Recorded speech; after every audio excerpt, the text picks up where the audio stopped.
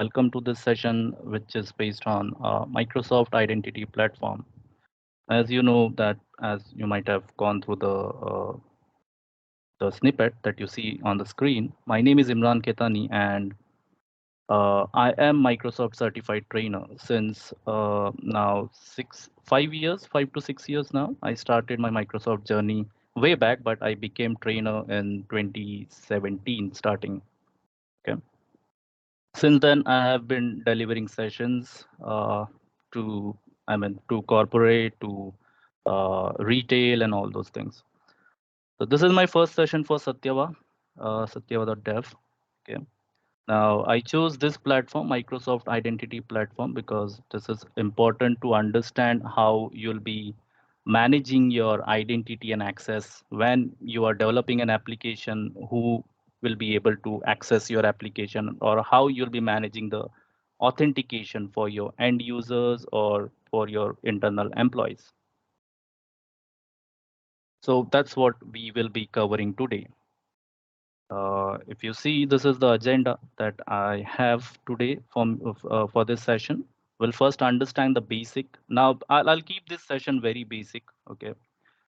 So if you have any question, you can connect to me on LinkedIn and you can ask, and I can provide you the different articles from Microsoft, how you can use Azure Active Directory or Microsoft Identity Platform. So we'll start with understanding what an identity is in the first place. We'll see what Microsoft Identity Platform is and what features you'll be getting if you want to use Microsoft Identity Platform for your application. What is Azure Active Directory? We'll see that. What are the different features we have in Azure Active Directory, and best practices, what you should do when you're implementing Azure Active Directory and or Microsoft Identity Platform. Okay. And last 10 minutes, 5 to 10 minutes, I'll keep for question and answer. Now, obviously, I won't be able to answer each and every question, but whatever we can cover, whatever I can answer, I'll answer those questions. Okay. So being that said, let's start with the first topic, that is identity. So in simple words, if you define an identity, it is just an object which you can authenticate. And once that object is authenticated, you can authorize that object and provide certain access. For example, I have a user over here. Now let's consider this user is nothing but an object. Okay. Now, how I will make sure that this user is the same user who this user is claiming to be. For example, I'm claiming to be Imran. Now, what is the proof I have with me? Okay. So the proof can be a set of credentials, username and password, like we do with most of the applications, right? You might be using Netflix, you might be using Prime, you might be using any other application. So in order to uh, access, or in order to watch the movies or series using that particular application, what we need to do, we need to authenticate ourselves. That means we need to provide our username and password. So we are providing that username and password. And once we have provided that set of credentials, we can log in, and then we have access to whatever library they have, right? So this process of providing username and password and getting ourselves authenticate, this process of providing username and password is nothing but authentication. Okay. And you need an identity for authenticating your user base. So in order to provide access to my application, in this case Netflix, let's say, is my application. In order to provide access, I need to authenticate my user base. Okay. So in simple words, an identity is nothing but an object which can be authenticated. The second term which comes with IAM is authentication and access management. Okay. So Microsoft Identity Platform provides you two set of capabilities: authentication and authorization. So authentication is proving yourself that you are the same person who you are claiming to be. And once you have proved and you have provided your username and password, then comes the authorization. That means now you have logged in, you're already in, into the application, what you can do. So that is nothing but the authorization. Okay. So I'll take the same example. You have an application like Netflix. Your user is logged in providing username and password. And once your user has provided the username and password, what he or she can watch. So now you might know that Netflix has different plans, right? There is a plan with four screens where you can watch uh, on four different devices at the same time. There is a plan with two screens. There's plan with one screen, and which is nothing but the mobile plan, right? So these are the different plans. Now, once I have logged into the application, how I can how what you're authorized to do. Okay, so you are authorized to watch simultaneously or parallelly on four different screens. Okay, so that is nothing but an authorization. So in IT language, if I say you have a resource, let's say you have a machine, you have an application server which is hosting your application. Now I can log into this VM. Any user, if have proper access, can log into this VM. But once you have logged in, what you can do with that VM? Can you shut down that VM? Can you add any feature? Like for example, I want this VM to be act as a web server. So can I add that particular role? Can I add a single folder? So whatever I can do, whatever access I have been provided, that is nothing but that is taken care by the authorization. Okay.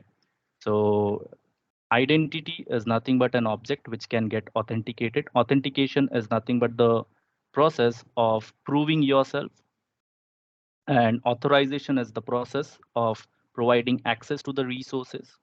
Authentication comes in different, you can use different types. Like for example, you want your user to be authenticated using set of credentials like username and password. Nowadays we have passwordless authentication as well. We can use digital certificate as well to provide access to our users, right?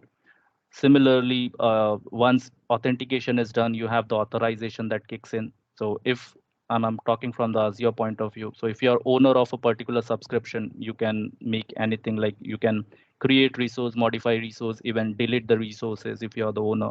If you have reader kind of permissions, you can only read a specific. For example, if I have an application and there is a user who's trying to log in, and that user has only the reader role, so this user will only be read. So for example, if you have an application of Netflix, application like Netflix, and you are only providing reader role to this particular user, he can only browse your movies. He cannot watch. Once he click on watch, you will your application will kick one page which will say that you need to sign up. Sorry, you need to subscribe to one of this plan, right? So that is reader role and owner role. If you provide owner role to any of your user, he can do whatever you want to, whatever access you have provided.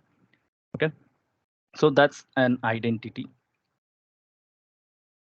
Now the next, now in order to manage this authentication and authorization, and let's say you are a developer and you're developing some kind of application, so obviously you need your users to authenticate, and then on the basis of that authentication and all, you will on the basis of users role in your company, you'll provide that particular role. Okay.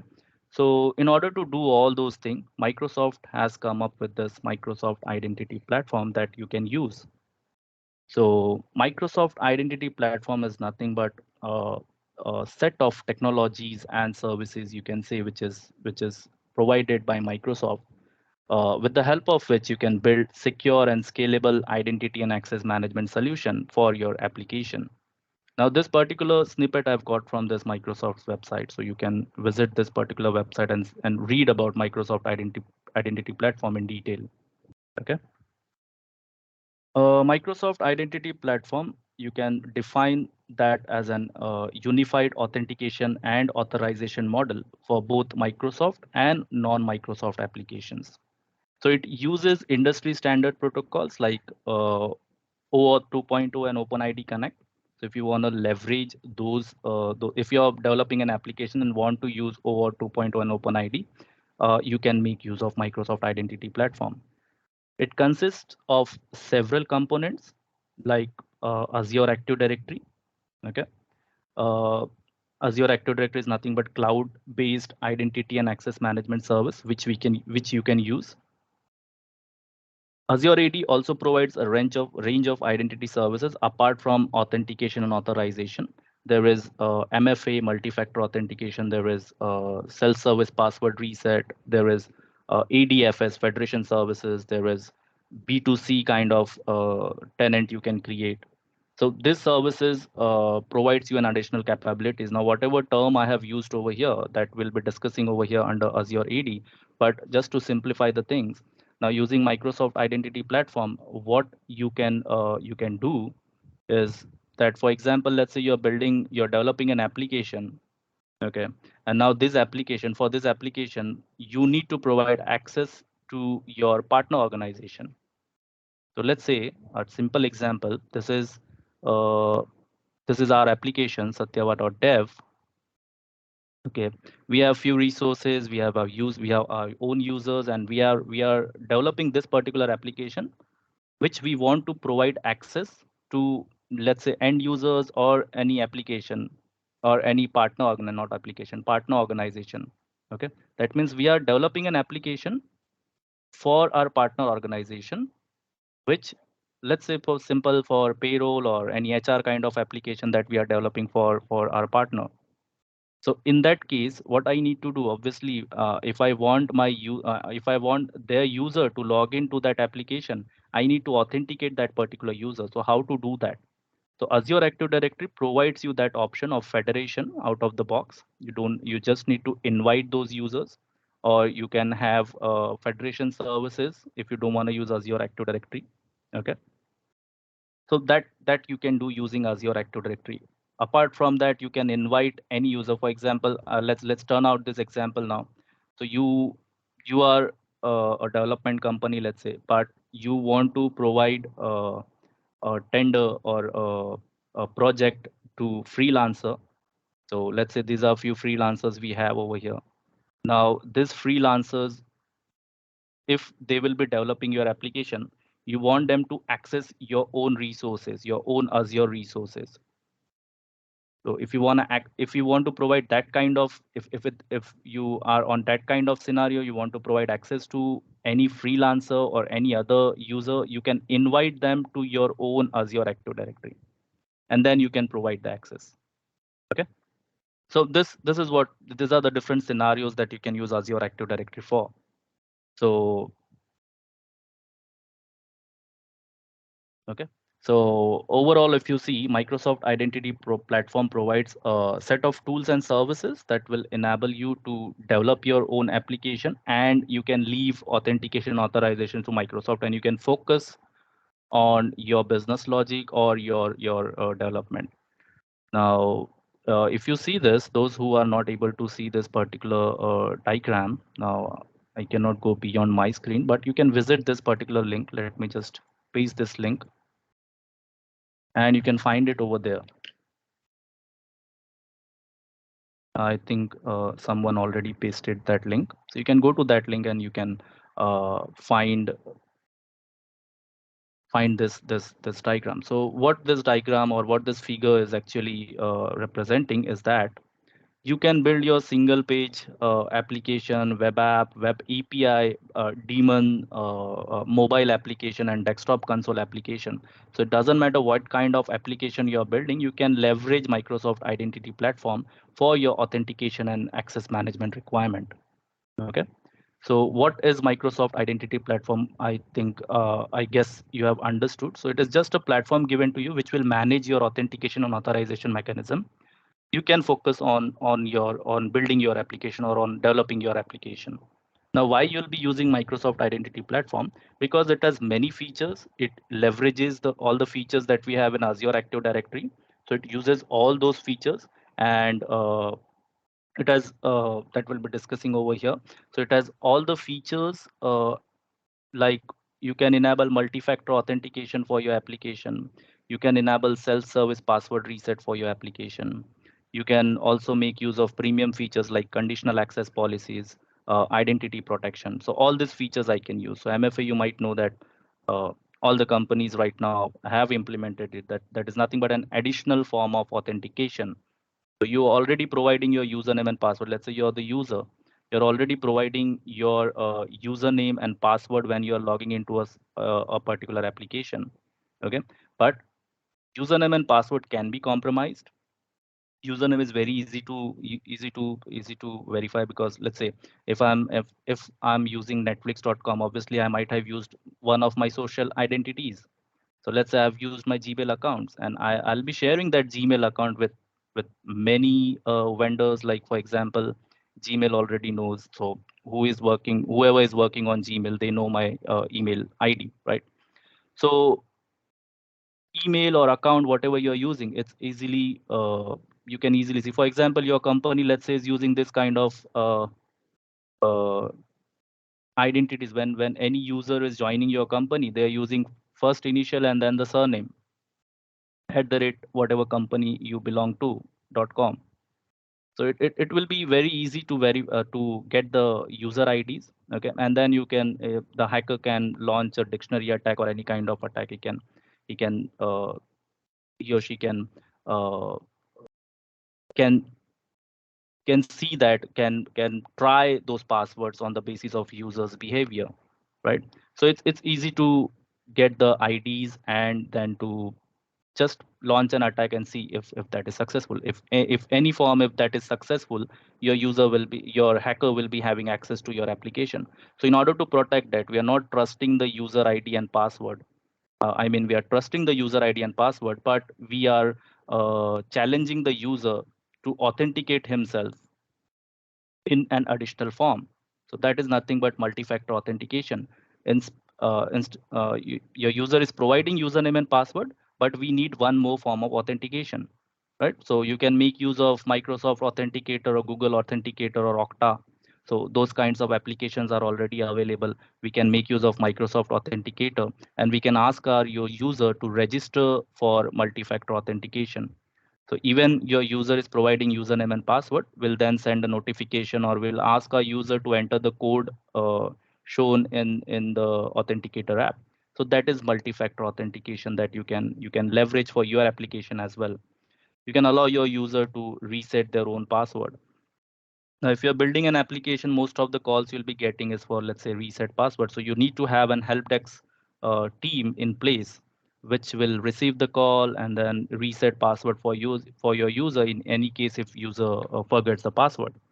Okay. So in order to if you don't want to have an entire help desk team or a support team only for supporting this particular application, so what we can do, we can implement self-service password reset, which will allow users to reset their own password. Like we have it already, right? For Gmail, for Hotmail, we can reset our own password. We just need to register and provide few details, like I'll be receiving a code in my mobile phone or in any other email that I have access to. So I can reset my password, my own password. I don't need to reach out to the Gmail support or any other support.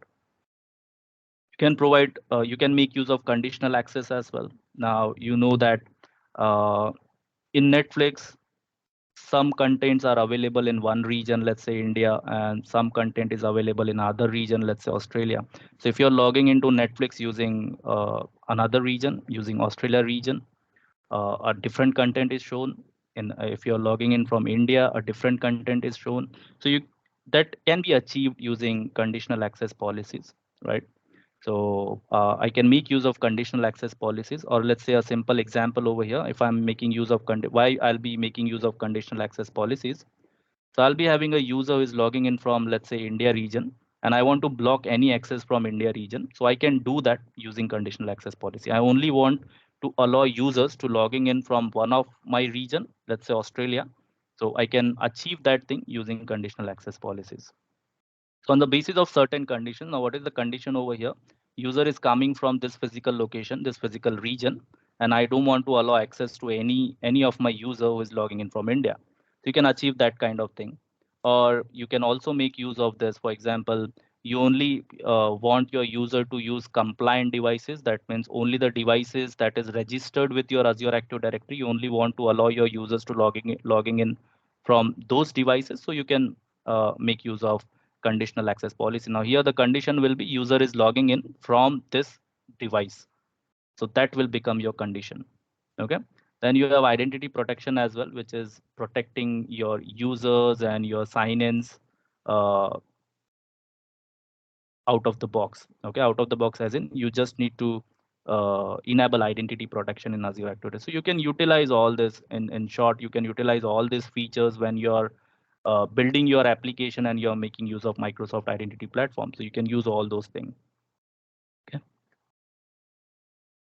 So how the third question is how I'll be using Microsoft Identity Platform. So there is a library in place. You can, if you're developing an application, let's say you're developing a web app. So in order to make use of Microsoft Identity Platform, if you see this image, if I zoom in a little bit, you can see you first need to register an app. Then you need to make sure that in your code, doesn't matter whether you're using .NET, Python, Java. So most of the languages are supported over here. Most of the platforms are supported by Microsoft Azure Active Directory. Okay, so you need to register your app in Azure, and then you have most of the, we will see that in the demo how you can register an app. So the third question, how I'll be utilizing or how I'll be using Microsoft Identity Platform. So you need to log into your Azure portal and you can register your application over there. And then in your code, obviously, you need to make some change so that whenever someone is accessing my application, the authentication for my application will redirect that request to Azure, and Azure Active Directory, and Azure Active Directory will take care of your identity of your authentication. Okay, so I'm making use of I mean, whenever user is trying to logging in, instead of setting up additional database or anything to manage those identities and username and password and all those things, I'm not doing all this thing. Uh, I'm just giving this particular task to Azure Active Directory. So whenever something is coming for authentication, coming for logging in request, I'll just redirect that request to Azure Active Directory. So in order to utilize Microsoft Identity Platform, you need to register your application, and how you can register your application, you need to log into your Azure Active Directory portal. Okay. So that's about Microsoft Identity Platform. Now we have discussed most of the benefits, but let's go over here. What are the different benefits we get when we are using Microsoft Identity Platform? The first benefit you get is security. Okay. So Microsoft Identity Platform provides robust features like just we discussed, like MFA, conditional access, identity protection, and all those features are provided over here. But in order to use those features, now if we dive deep into Azure AD licenses, so in order to use all the features that I've just mentioned, MFA, conditional access, and identity protection, you need premium P2 license. MFA you can get out of the box, you don't need to pay anything. But for conditional access and identity protection, if you want to you use those features, you need to pay something. Okay, so you need to buy the licenses from Azure Active Directory. Okay. So the first feature that we get is security, which will provide us all these features. We get scalability. Scalability in the sense, doesn't matter how many users your users you're signing up, how many users. The backend is managed by Azure. We are getting Azure Active Directory as a managed service. So the infra and all will be managed by Azure. So scalability is there. Doesn't matter what a workload you're getting, you can always rely on Azure for the backend thing. Okay. Seamless integration. That means I can integrate it with third-party applications as well. Like for example, I'm making use of ServiceNow. I'm making use of Salesforce. So all this SaaS-based application, if I'm using, I can integrate my application with that as well. Okay. Uh, so that means you're getting the option of enabling SSO. Okay. You don't need to maintain a separate set of credentials for your users. So you have your users who's logging in. Let's say your user is using Azure portal, your user is using Office 365, Dynamic 365, Salesforce, ServiceNow. So all these are nothing but applications. So in order to make sure your users is logging in to your application, you'll be authenticating those users. So in order to authenticate, your user will be having username and password, right? So for Azure portal, your user is having a set of credential. For Office 365, your user is having a set of credential. Salesforce, ServiceNow, Dropbox, whatever you are using, for all those application, your user will be having a set of username and password. Now just remember, just imagine that your user needs to remember password for all these applications, right? So in order to simplify that, what we can do, we can leverage the single sign-on feature. So instead of asking our user to remember all these username and password, we'll just ask our user to remember one set of credential, and that one set of credential will be used to logging into all this application. So even if you're registering your application, you can allow your user to use the same set of credential instead of creating another set of credentials. Okay. The next one is productivity. So how your productivity will be improved, because you don't need to bother about this authentication right now. You can only focus on developing your application. Okay. User experience. So we just discussed that user experience over here. So from the user point of view, it's now simple. Now just see your Microsoft things, right? We have OneDrive, we have Office 365, we have Azure portal now. All those things we are making use. We are using SharePoint, we are using Intune and all those things. So instead of remembering different set of credentials, we are just allowing our user to use a single set of credentials. Compliance. So Microsoft Identity Platform is compliant with various industry standards like ISO 27001, SOC 2, HIPAA, and also GDPR. So this is compliant. So you you can use those benefits as well. Okay. Now I see there are a few questions, but before answering those questions, let's finish whatever we have over here, and then I'll try to answer all the questions. Okay. Now, Azure AD, the next topic is Azure Active Directory. In order to understand Azure Active, there is one service from Microsoft. Okay, so if you are from the infra background, you might know that uh, Active Directory, right? So why do we use Active Directory for authentication? So if you have a user and you have few applications and let's say servers and applications in your infra, and you want to implement authentication, so you need a directory services. So there is one directory services coming from Microsoft, that is Active Directory. So in order to authenticate my users and authorize my user, I need to install this particular role in one of my server, and then I can go ahead and create a user, and then that user can log in with those set of credentials. So before Azure Active Directory, Microsoft has an Active Directory, still has. If you don't want to use cloud-based services, you can simply go ahead and use Active Directory as well. So in order to use Active Directory, what you first need a server where you will be deploying my Windows operating system, Windows Server operating system. On top of it, you will be you'll be adding a role as Active Directory.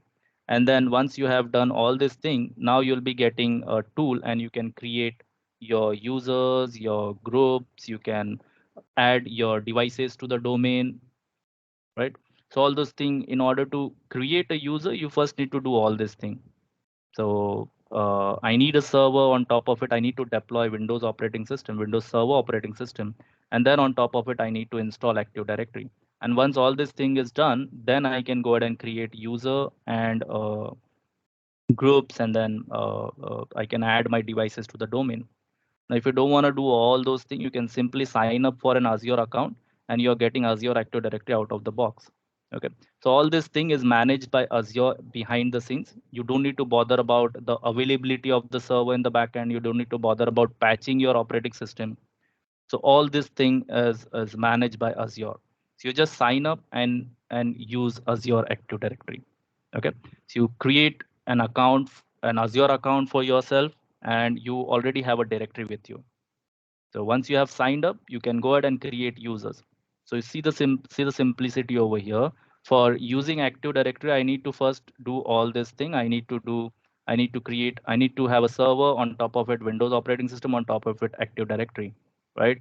So if you don't want to have that overhead, and obviously in order to manage all this thing, we need the personal the person who is specialized, who has this specialties, right? In order to use Azure Active Directory, simply sign up, create your Azure account, and you already have a directory with you. So Azure Active Directory is nothing but a cloud-based service which is giving you the which is helping you to manage your identity and access. Okay. So in order to manage your identity, you just go ahead and use the users blade of Azure Active Directory and create your users, create your groups, register your applications, and all those things you can do over here. Okay. So this is Azure Active Directory. Now, what are the features we get when we use Azure Active Directory? So obviously, you're getting identity and access management, application integration.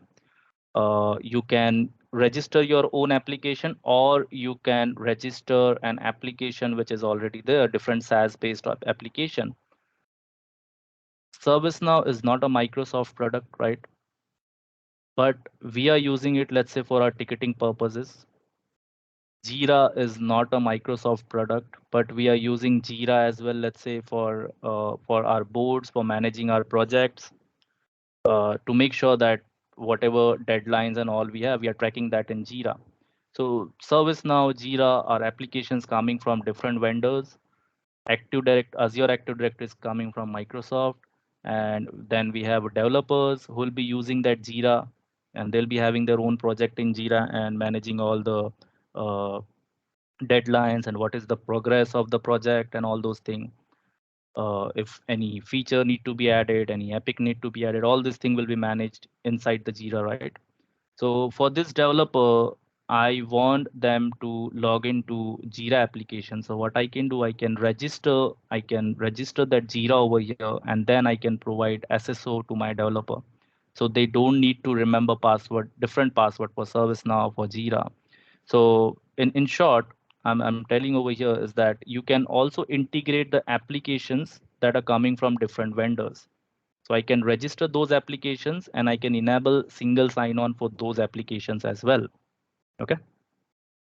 Collaboration and productivity. So you can collaborate with with different teams over there, which obviously will improve your productivity and compliance. We already uh, uh, discussed that Microsoft Identity Platform supports standards like ISO, SOC, HIPAA, GDPR, and all those things.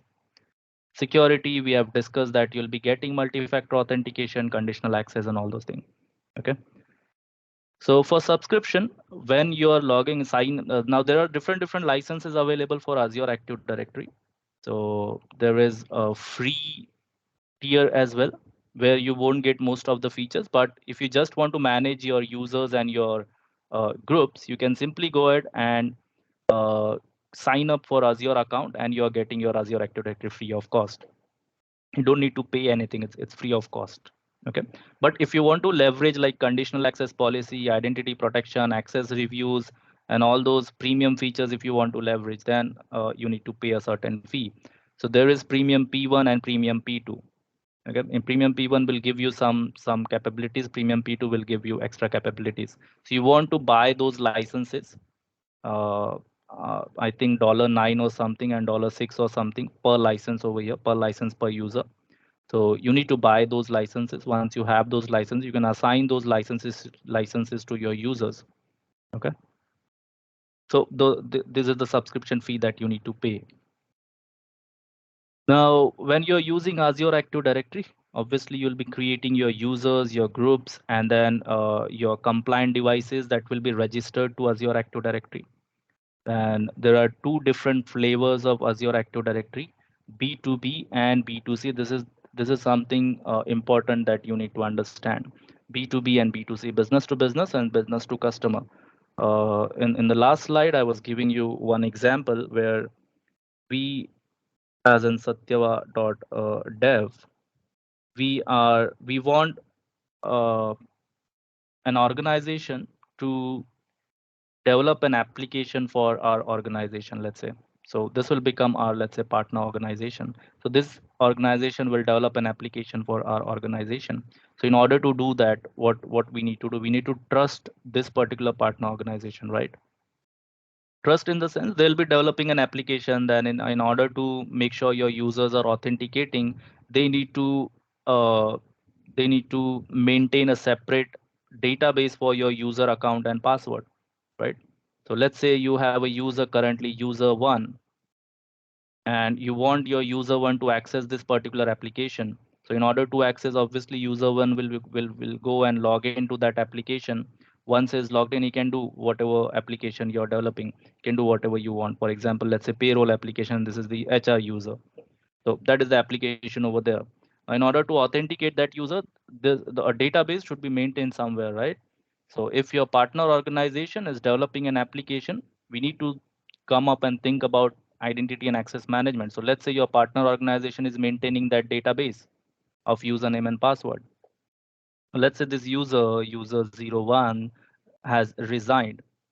So what do we do when user resign? Obviously, we disable that user or we delete that user, right? But that will be done in our Active Directory or our directory services. We need to inform our partner organization as well. So what your partner organization will do, in order to revoke that particular access, he'll also need to remove that user from its own database. So you see the overhead over here. Whatever you're doing over here, same thing you need to do over here, but your partner will be managing that thing. So in order to avoid that, what you need to do, you need to ask your partner to set up a federation with your directory, with your tenant.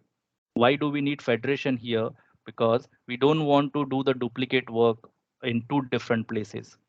So in order to maintain, if you don't want to maintain a separate database for one application, what you can do, you can ask your partner to set up a federation with your tenant. So whenever someone is logging in, your partner only this application will only redirect to the federation server over here, and then federation server will check with your directory services whether user is present or not.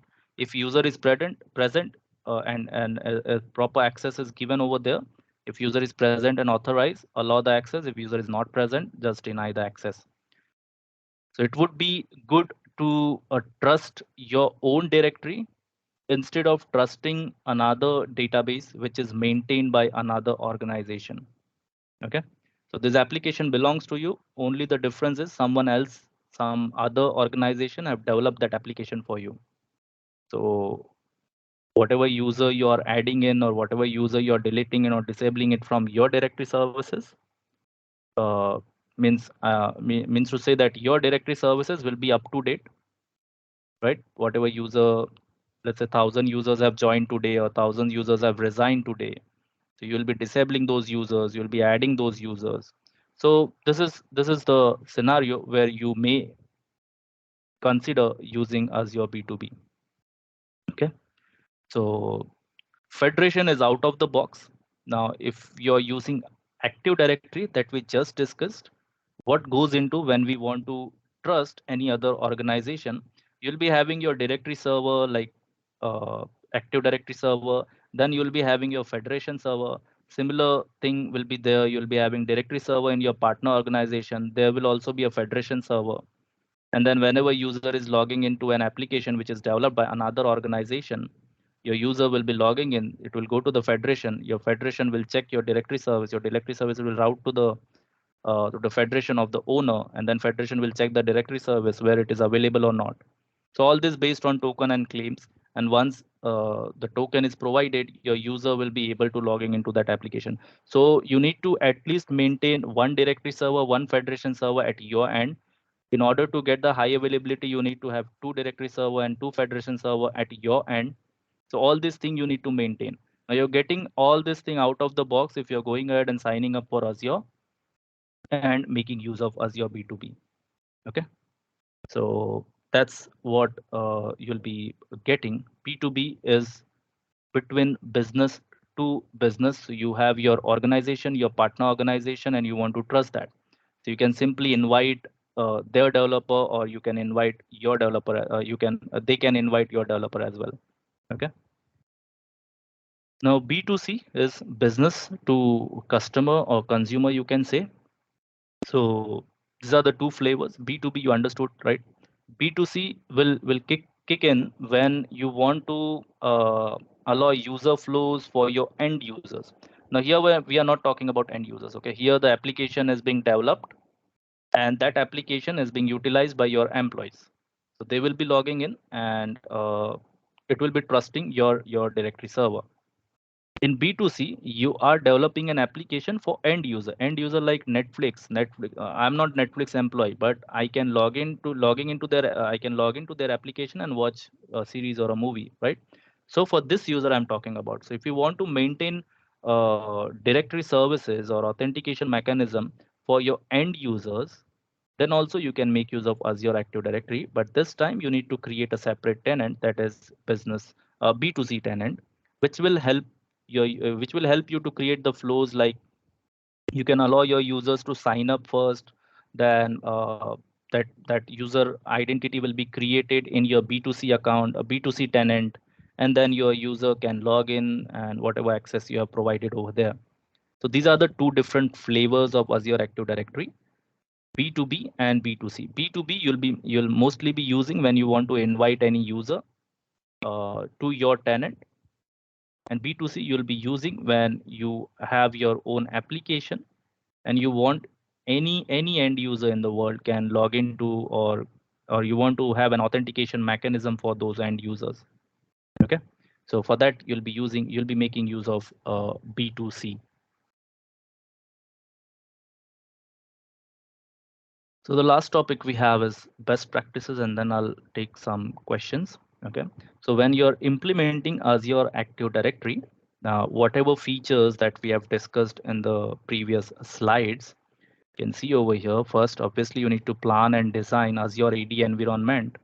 So where you'll be having one tenant, you'll be having multiple tenants, all those things you need to decide. When you're architecting an application, you need to decide whether this application will be a single tenant application or a multi-tenant application, and all those things you'll be deciding.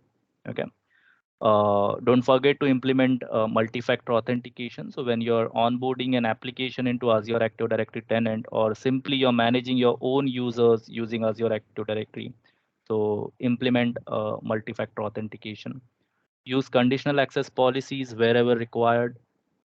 So if you have any kind of compliance requirement which says that your user should be logging in from one particular location, one particular physical location, or from one particular IP, so you might know that when we are logging into our organizations, when we want to access our organization's resources, they ask us to join a VPN, and then using that VPN, they're allowing us to access those resources, right?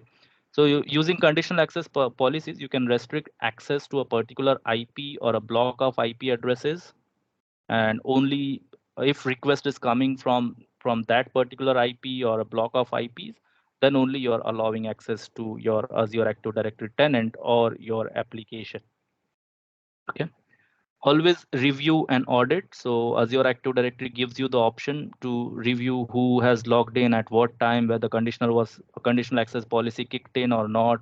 So all those things you can review and audit under the logs, under the login logs. Okay. Use privileged identity management. Now we haven't discussed this, but privileged identity management is a feature which allows you to restrict your privileged accounts. Okay. So for example, there will be one user, right? There will be one user, for example, administrator, who has entire access on your server or on your directory services, right? So this is nothing but the root user, the administrator user, who can do whatever he wants to with that particular set of servers or particular set of directory servers or Azure Active Directory. So similarly, in Azure Active Directory, we'll be having that kind of user who has full access. So in Azure, we have one user that is nothing but a global admin who has full access over your directory, over your tenant. He can do whatever he or she can do whatever. Anyone who has this particular role can do anything with your directory. Okay. Now here I'm talking about directory as whole, directory services as whole. So if I am global admin, I can go ahead and delete users in bulk. I can create users in bulk. I can modify properties of users. I can do whatever I want to. I can onboard thousands of applications. I can remove thousands of applications. So this kind of account is giving me a very privileged access. So we need to protect that kind of roles. So in order to protect that kind of role, you can leverage privileged identity management. And if anybody wants to has that particular role, he needs to request that role using PIM, and that role will be approved by someone. And once someone approved, then only that user will become global admin. So in simple, there is a user. This is now a normal user, but we have assigned him a global admin access. Global admin is nothing but the root access. We have assigned in the global admin access. Okay. But we have implemented, let's say, privileged identity management. If you have implemented privileged identity management, his is not a global admin 24/7. If he wants to become the global admin, he is eligible to be a global admin, but he wants to first request that particular role. Okay. So he'll request, and that request will probably go to your manager, and then manager will approve that request, and then only he'll become global administrator. Okay. So whenever there is some work, let's say he needs to create users, delete users, or making any change on the tenant level, at that particular point in time, he'll first request, provide the ticket number, whatever ticket number is there, and your manager will approve that role, let's say only for 3 hours or 4 hours, whatever you will be setting up. Okay. And once that is approved, then only he'll become the global admin and he can perform whatever task he want to. And once after that 3 hours, he'll again become the normal admin, normal user. Okay. So that you need to implement when you're designing. You need to implement identity governance as well. So identity governance is a simple term to access reviews, where you can review access for different resources or for different groups. So in simple term, if I explain identity governance is, there is a user who joined my company, let's say as a system admin or as a developer. So he is now part of one project. He is developing an application for our organization, let's say. So he's part of one project, let's say now project one. After 6 months, he changed the project. Now he's part of project two. He's developing another application now. Okay. So for project one, when he was part of project one, obviously we might have added this particular user to a group, developer 01 group, where, and this group has access to set of resources where the dev environment, test environment, prod environment. So all that access is still there with this user. He has changed the project. He is not part of project one now, is part of project two. So when you're adding this user to project two, obviously you'll be adding this user to another group for project two, whatever access they need, right? So he's not part of project one, now is part of project two, but he still has access to the resources that he shouldn't have access to. So using identity governance, you can generate a report, a review report, and you can send that report to the team lead or the manager, and they can see whether this particular user is still part of our project or not. If that user is not part of the project, they can simply deny that report, and once they deny that particular report, the access will be removed for that user. Okay. So that is identity governance. You can implement that, and obviously you need to monitor your resources that can your users that can come under over here under review and edit audit. Okay. So that's the best practices. So to conclude what we've started with the simple thing, what identity is, what authentication is, and what authorization is. In order to use that, we have Microsoft Identity Platform that we can make use of. We saw different benefits of using Microsoft Identity Platform, like security, scalability, productivity will improve because you'll be only focusing on developing your application. In order to use Microsoft Identity Platform, you have a unified console, that is Azure Active Directory, that you can make use of. You can log into your Azure portal, you can go to Azure Active Directory, and from there you can register your application. And then last, the best practices. Okay. So that's about Microsoft Identity Platform. Now let me take few questions. Surag, your opening Yeah, I mean, you're unmuting the candidates, or they can post the questions on the chat box. I think we can let them post it on the chat box because we need to give it one by one for the access. If they raise their hands, we can give them the mic access. Okay.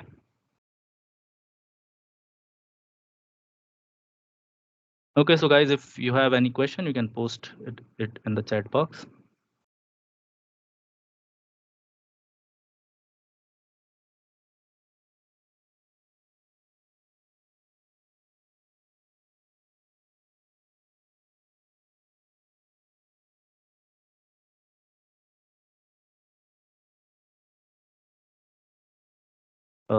I see question from Bondan Datta. Can we also implement the in web application? Yeah, you can do that. Can register your web application with Azure Active Directory, and then you can leverage all the features that we discussed. It is online, Dwimel. Okay. So I don't see any other question. Daryl is asking how many global admins are recommended because absolute management control brings security risk. So you can create as many as you want, but from Microsoft's end, the recommended is less. Okay, so you can have like 5 or 6 global admins, and only those admins will have full access. So recommended is 5, but you can have as many. There's no restriction on the number of global admins you can create. Okay.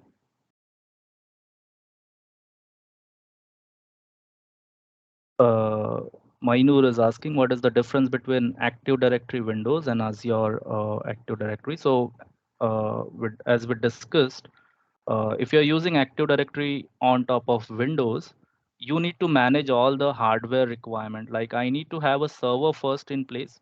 On top of that server, I need to have an operating system, Windows operating system, and then I'll be installing that Active Directory domain services.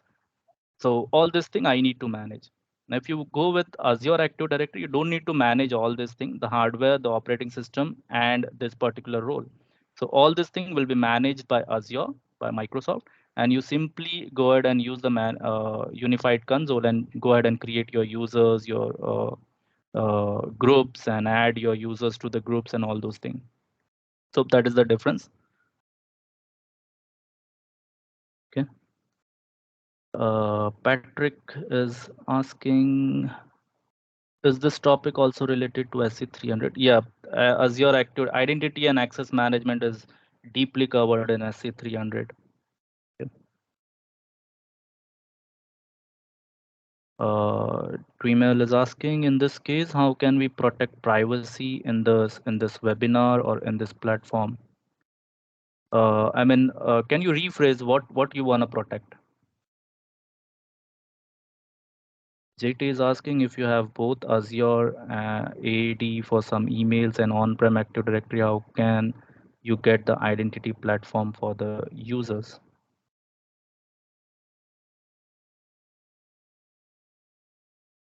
See, JT, if you're using Azure Active Directory for email and you're using on-prem Active Directory, now what you can do, there is a tool there's a tool from Microsoft, AD Connect, which you can use to make sure you're managing all your users from a central console, from a central place. For example, you already have Active Directory. Obviously, most of the organization already using Active Directory, and now they plan to move to Azure AD, let's say. Now you have to decide where you'll be managing your users. So if you already have Active Directory, are you planning to move completely out to Azure, or you want to manage both the directories?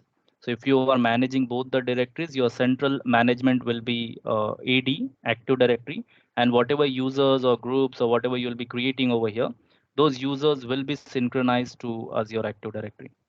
Okay, so you'll be having a single set of credentials for all your emails, even for your on-prem applications if you have any, and your cloud-based resources, whatever resources you have deployed in cloud. So you don't need to manage two different set of credentials for your user, for your cloud users, and for your on-prem users. So you can synchronize all your users or a set of users, whatever, however you want to. So there is a tool, Active Directory. Okay. Sorry, AD Connect. And also there is another tool, Cloud Sync, which came, I think, last year. So that also you can use. Ko is asking, how about conditional access control if we use VPN server which is hosted at different country? See, conditional access will give you the option to, sorry, conditional access will give you the option to uh, to determine some conditions. For example, you have a VPN server. Okay. Now this VPN server will be having an IP, obviously. Okay. Now you have the option to create the signals. For example, your user. Now, if you have a VPN server, obviously you want your user to first log in to the VPN, and through that VPN, you'll allow access to your organization resources. So this VPN server will be in some location. So if you're hosting your VPN server on-prem, so you have a physical location, right? You will be having your own data center, or you're keeping your VPN server in any cloud environment. So this VPN server is located somewhere physically. So you can restrict or allow access on the basis of region. So for example, if it is located in India or Australia or wherever it is located, so on the basis of that geographic location, you can decide whether to allow or deny the access, or on the basis of IP addresses, you can decide. Okay. So that you can do using conditional access.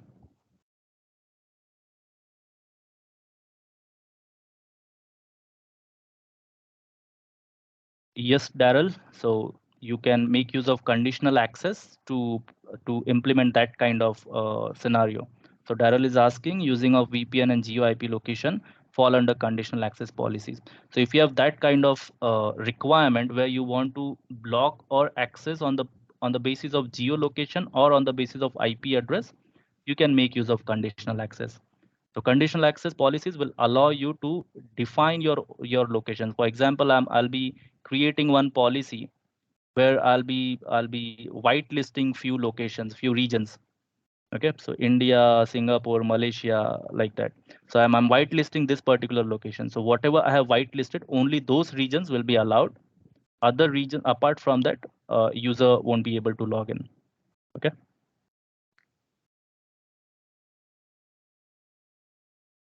So that's about today's session.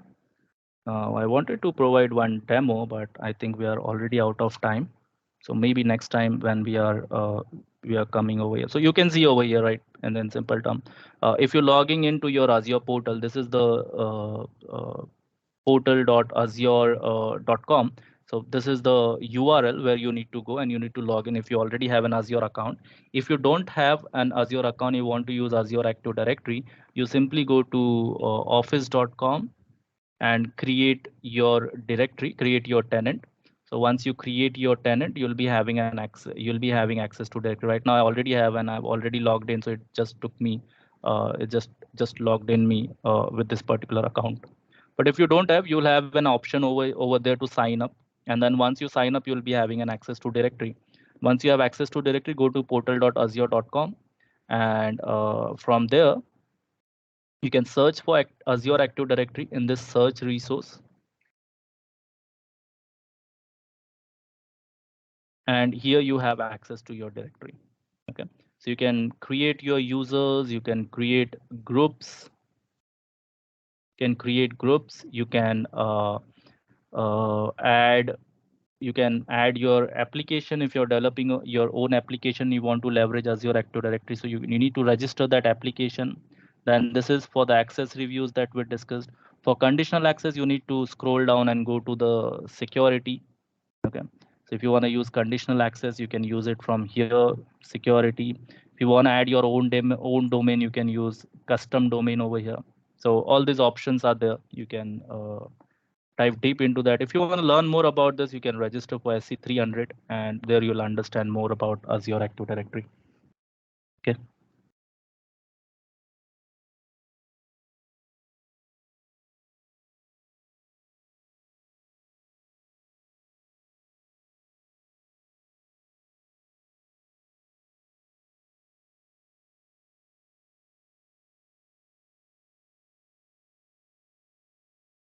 Now, Sean is here. Sean is asking, does the roles or permissions granted in AD will affect the same to Azure CLI? Yeah, whatever roles you have in Azure AD, same role will be there in Azure CLI if you're making use of easy login command. Okay, if you're logging in using service principal, then the role may vary. Okay, may vary in the sense you'll be having service principal over here. So whatever access you have provided to that service principal, only those roles will be will be there. Darius is asking, AAD subscription, if I subscribe for trial and it expires, can I reapply for an extension in case I want to continue using the demo? Uh, if I have already used with one particular email ID, I won't be able to extend it. But what you can again apply for P2. P2, you can again have a premium P2 license for next 30 days. And even if that expires and you still want to use the trial, you can go for any further license. Like for example, if I just show over here, if you go to the licenses tab, I already have a P2. Okay, so if you go to all products over here and you want to try a free one, so this is Azure AD Premium P2. You can have a free trial for 30 days. And once this is expired, you still haven't done your testing, you can go for this one. So this will also give you another 30 days then. Okay.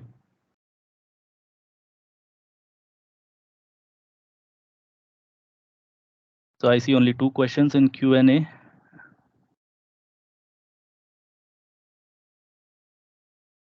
Okay. So there is one question from Bondan. Can we use it in web application or website? Yeah, you can use it. So it doesn't matter what kind of application. If you just go to this particular uh, uh, figure, you can see you can register single page app, web API, background, mobile, or desktop app. Yeah. Okay, guys. So I would like to thank you for joining this session, and I hope we can. If you want to connect, you can connect me on LinkedIn, and I'll try to answer, but obviously not. Prompt answer won't be there, so you'll definitely get an answer, but it will take some time. Okay. So thank you, Surak. Thank you for giving me this opportunity, and I hope you have got some valuable information from this session. So thank you for joining. Thank you, Imran, for the session. I'm sure that it was really useful session, and we had a lot of information about identity, which is really basic. It helps us to be getting started as well. So yeah, and I hope you were able to get the certificate and were able to join the community for more events and trainings like these. So make sure you be in the community, and thank you again for Imran for the session, and we hope to have you in the community again on another topic, or maybe we can have more advanced topics on this same. So yeah, since we are on time, if we can wind up as we see no more questions, and see you in the upcoming sessions. Thank you, Imran. Thank you Thank all. you. Thank you, guys. Have a nice day. Bye. Nice day. Bye.